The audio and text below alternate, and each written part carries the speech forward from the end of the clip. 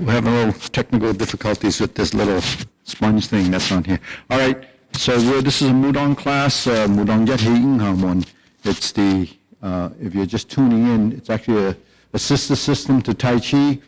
It's a small system that's only practiced between Hong Kong and here. There's a few people practicing that are grandmaster teachers in different parts of the globe, but the thing is, mainly it's taught here in the U.S. at the Calvin Chin's Martial Arts Academy, and it's an introduction. It's our third system, and it has a lot of good training techniques. As I said, it's a sister system to Tai Chi, so it has a soft side. It also has its explosive side in the sense that we use, speed and power through certain movements. A lot of people that practice martial arts think of different types of training, like iron palm training. So one of the softnesses of Yeti Kun is working with power that's classified as cotton palm. So that's sort of in contrast to what iron palm training would be. So, one of the things that we do is drills, and a lot of the drills are in support of our movement and also body posturing. It has its roots in the Xingyi system, snake-style Xingyi. It doesn't follow a lot of the patterns that Xingyi has, other than the linear directions. Some of the reasons for that is because Yeti Mon has been modified and adapted throughout the years from the different teachers.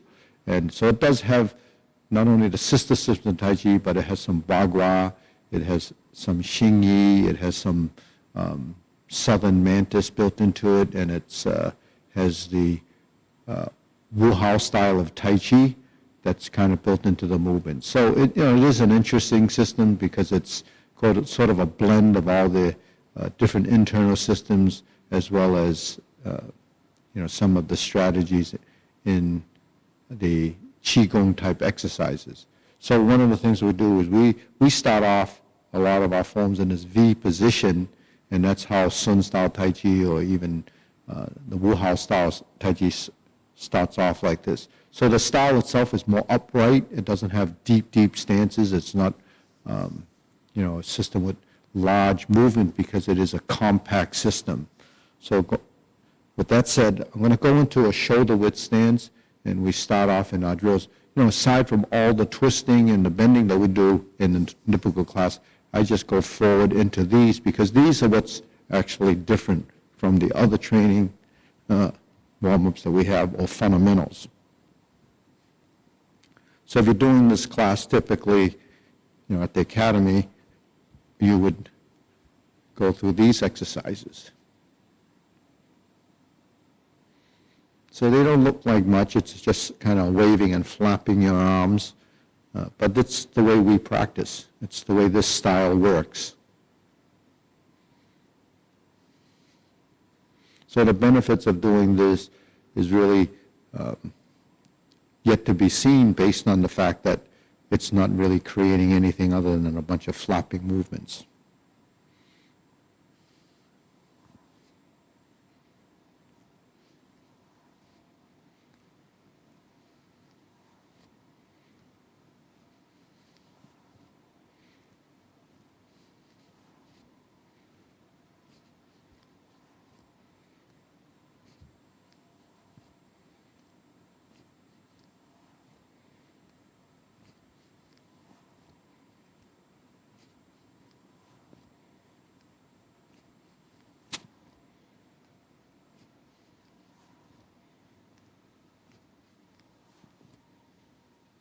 Okay, next, find our center line.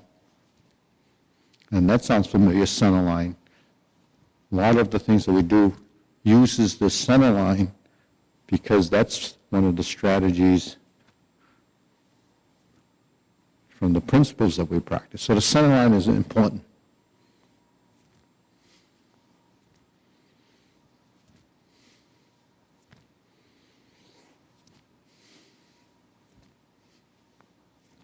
Okay, next. Okay.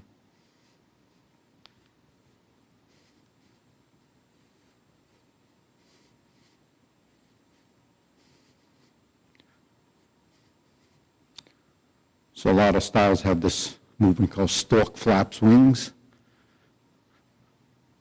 So look at, this is just like flapping your wings.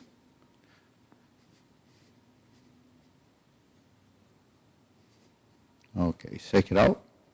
Now we take a step forward into a leaning stance or archer stance over here, and we're going to work it from the shoulders.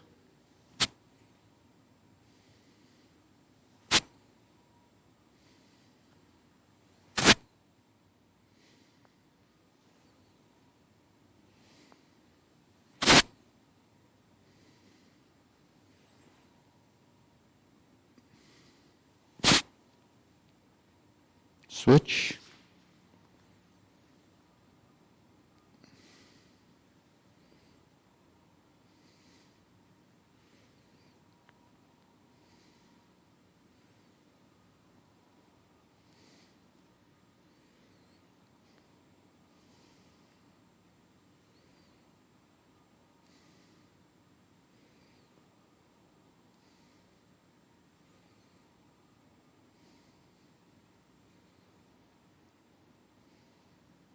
Okay, center, shake it out, hands up, inhale, deep breathing, exhale, inhale, exhale.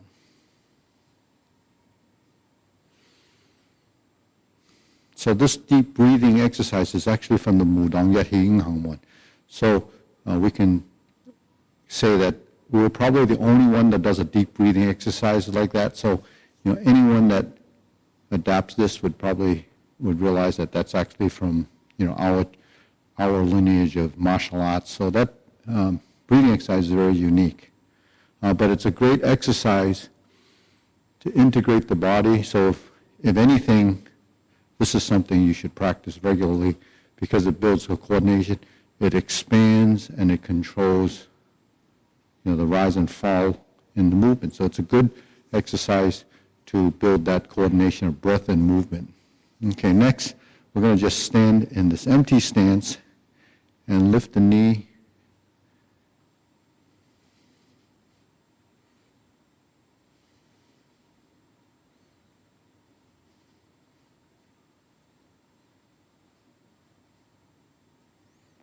Okay, then we do the other side.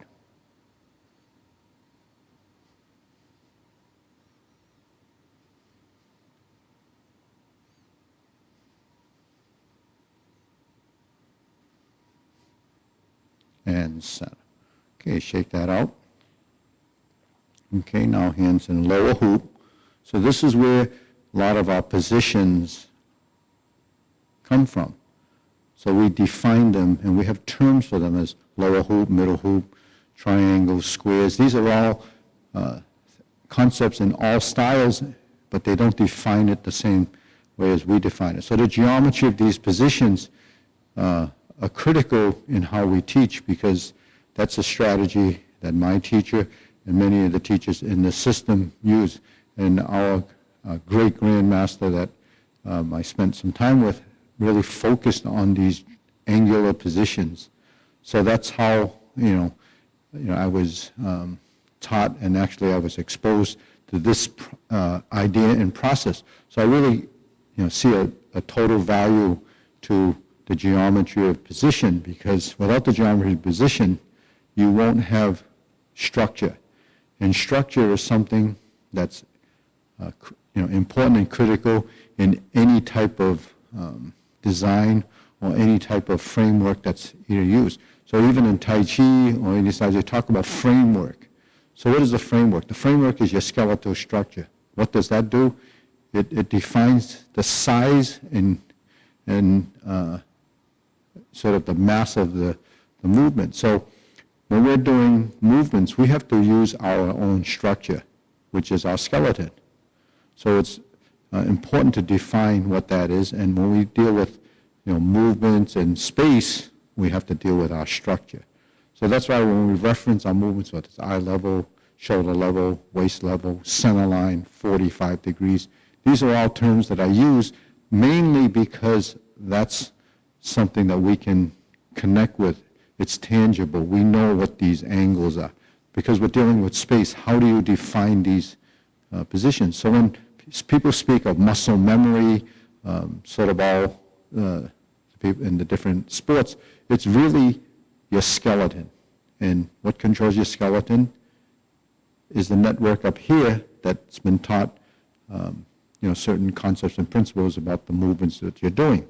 So, as we evolve and begin to develop a deeper understanding of how all of this works, we begin to understand how, any of the traditional martial arts works. It works with our body, it works with reference points, it works with the geometry of these positions.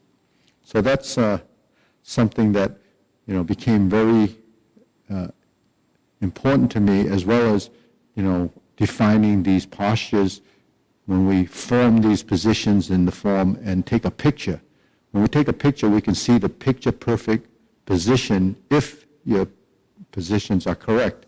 And that's something that my teacher did throughout the years. So if you look in the space here, we look up in the top section there, there's some pictures. Those are my teacher. He took those probably 30 years ago, defining positions. Those are the geometry of positions. You look at those positions, and that's what we used to say is, that can tell you the skill level of the practitioner. So you can imagine from a picture, you can tell a person's skill level simply because if you understand it, you can see the lines. So in Yethimo, what we're working with is our ligaments and tendons and alignment of the body. Okay, so that's a tremendous benefit because we work ligaments and tendons, and most martial arts work with ligaments and tendons.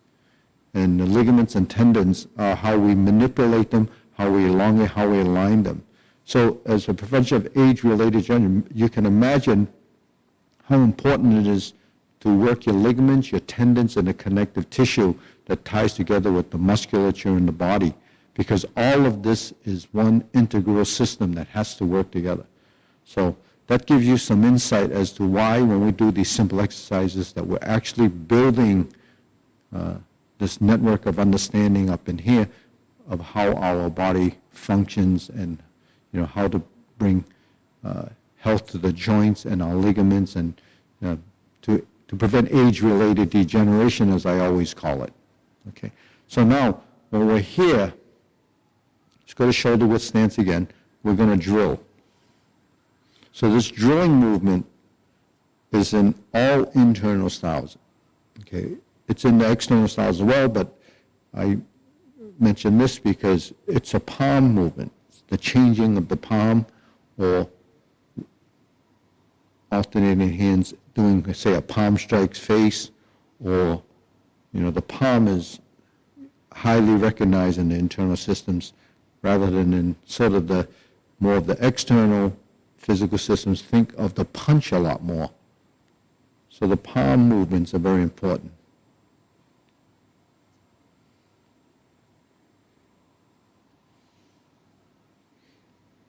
So the manipulation of skeletal structure is a term I use. I don't even know, I might have coined that term, manipulation of the skeletal structure, but manipulation of skeletal structure to me is getting your body to move and integrate into this oneness, which is another term we use in the Yeti Morn, because Yeti means single unit, harmony, single breath. All of this is oneness. So oneness is when our body moves as an integrated unit. Okay, so this is one of the drills to help us define the timing and the rotation of that forearm to get us into that position. Now, if you study martial arts, or if you've spent some time realizing that there's a lot of twisting in a lot of styles, even a straight punch or a rising movement, that twisting we call spiraling or screwing strength, corkscrew strength, because it has a mechanical advantage. So the twisting that we do in movements are actually refining movement to heighten the mechanical advantages of your movements, because a twisting does become much more directed and much more penetrating as a motion. But anything that twists and turns becomes part of the characteristics of the things that we're doing. Okay, so when we're in this position, we open again, we have the center line positions, so we can move to the center line. So we thrust, just learning to alternate the hands.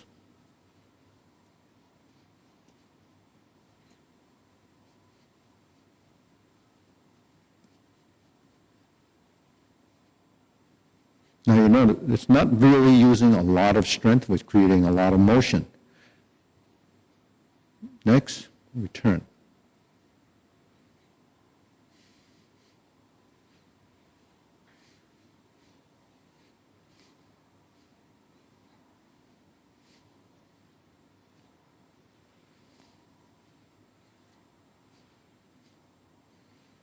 Okay, next.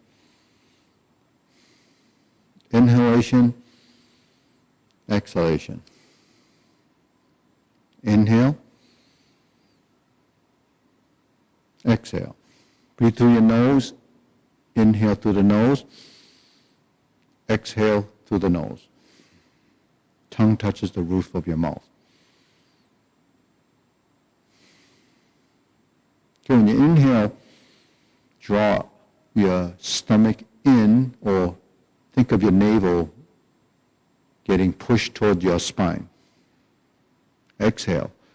Allow that to release and go the opposite direction, and you press down into your lower abdomen. And this is a term that they use, is a sinking your breath.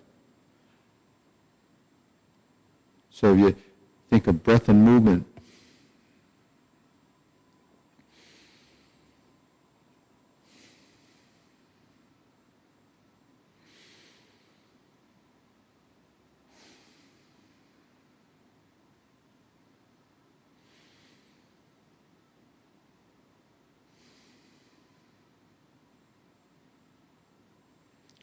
so all of the classified as internal systems talk about breath and movement. Qigong is breath and movement. So breath and movement is, it's a standard procedure for most of the internal arts, because breath and movement always go hand in hand. So in Yet Hikun, it's the same thing, or Yet Himon is actually focusing on the breath.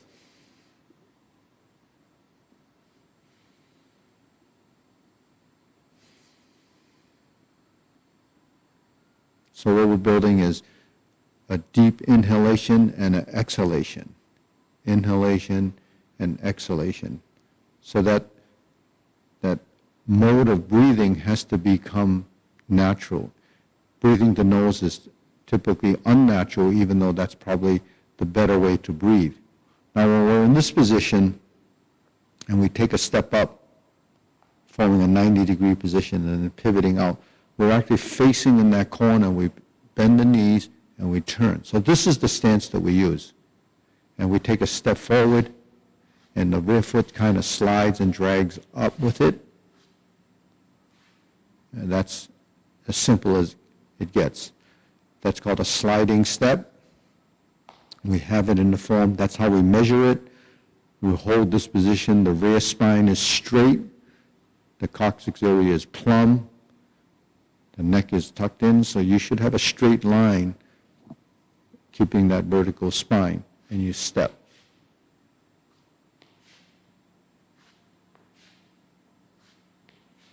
Okay?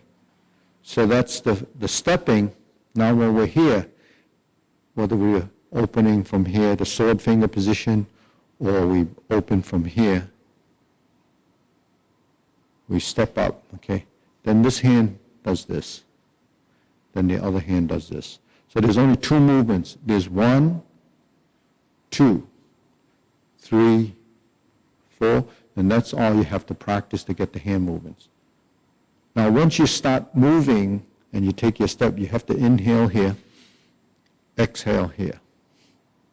Inhale, exhale, inhale, exhale, inhale, exhale. So look at the line that you're doing. It's the center line position. When you step you actually have a little more weight on the back side than the front side. That's the empty stance. In Tai Chi, it would be like this or like this. Here, it's kind of twisted like this, and we move forward like this. Then to turn, we release, drop the arms, and we pivot. And we go into this sort of pigeon toe stance, and the arms go out to the side in a circle. So your side view would be this. Now, because this foot is here, we have to bring this over to here, and then thrust to the side. So we have this position like this, okay? Sort of drawing the bow, but the hand is here. And then we twist, okay? And then we go out. Then we take the step, and we repeat this once, and then we start to step again.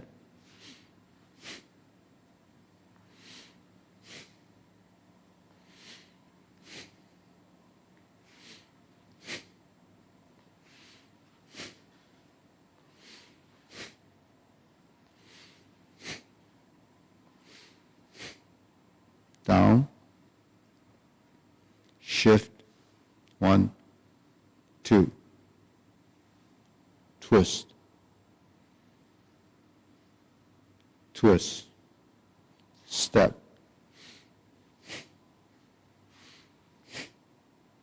Then the hand goes like this to create this position. Bring it down, up to the top, and press. Okay, so that's essentially the form. And because it's a pillar form or the core of our system, it's the most important form. It looks fairly simple to do.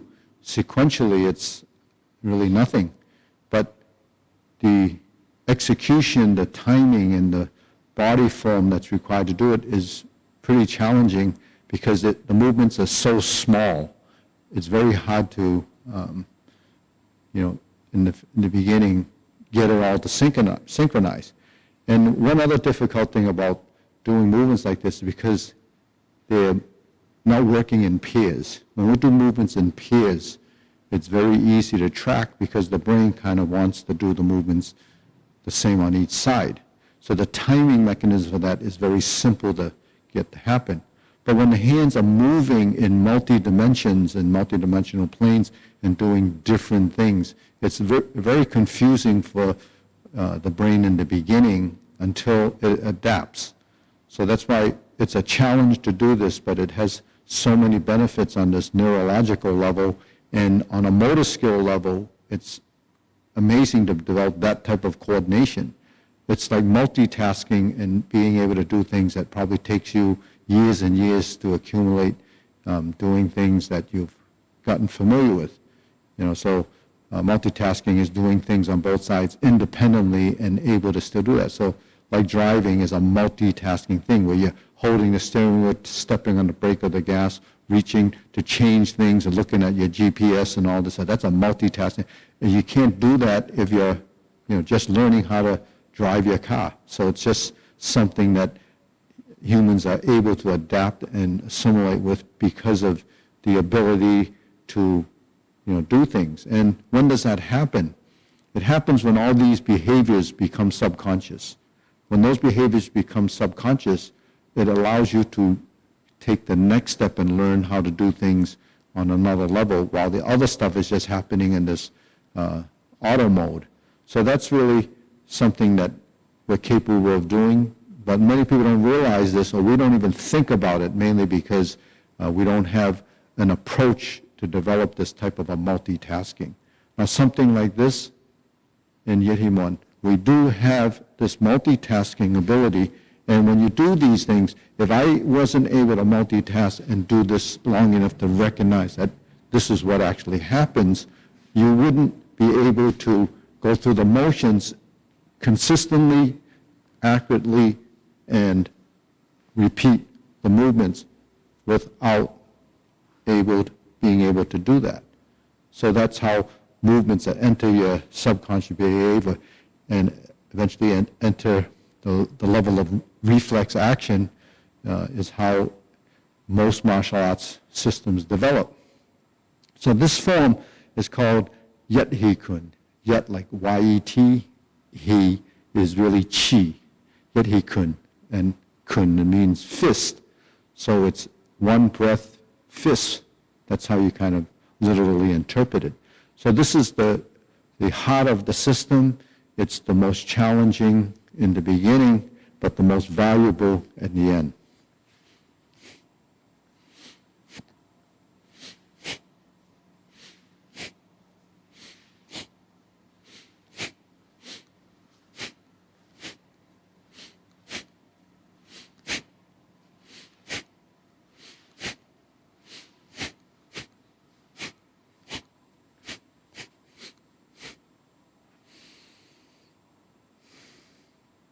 So I do this form for you to see because you can only imagine what movements can be.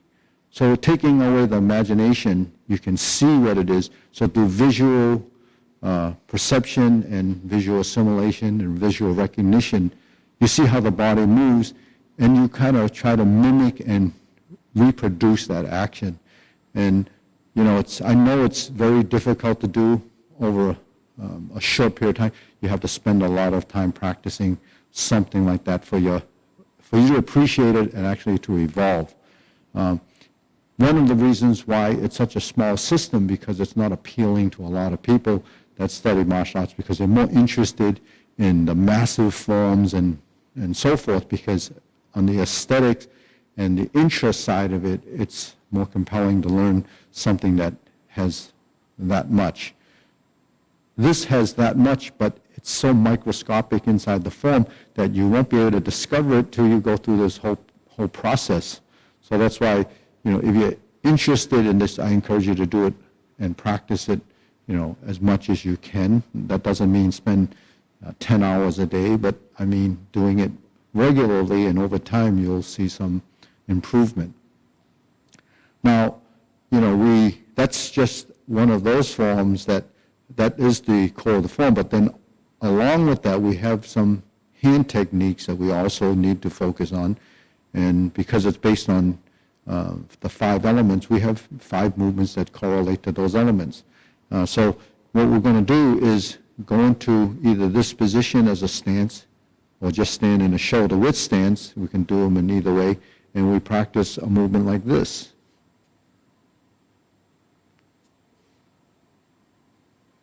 And we don't use any strength, not that, you know, it won't use strength as you speed it up, but the thing is we're just practicing a position.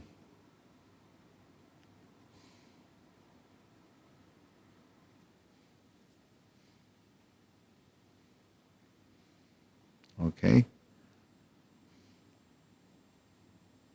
So this is just a fist and a palm, and you're doing one on each side.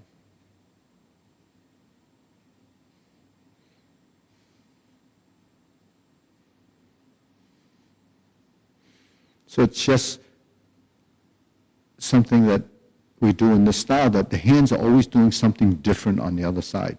So when you first learn our warm-ups, you notice that we alternate the hands.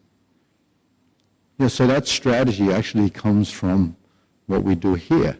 That's because it's one of our systems, or one of the 3 systems that we practice. So we draw off of the concept and theories of what it takes to develop, you know, as a person, as a person, or a person with creature, as a creature of habit. That's how everyone learns. So when we do this, we're learning to do things on both sides without actually realizing that we're training our brain to recognize these kind of movements. Okay, then we have this movement, and you know, when you study other styles, you see this wrist position, you know, like in single whip or the crane, or like in Hungar we have these. So I just want to draw the connection. Some of you don't study these styles with us, but the thing is, it's common, and that's why the blend of the 3 styles that we teach is so unique.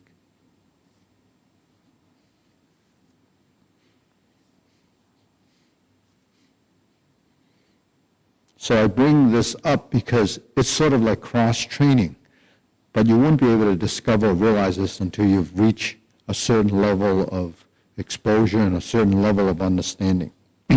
So that's the third movement, the 45 corners. Okay, so we have this and we have this. So we have this movement,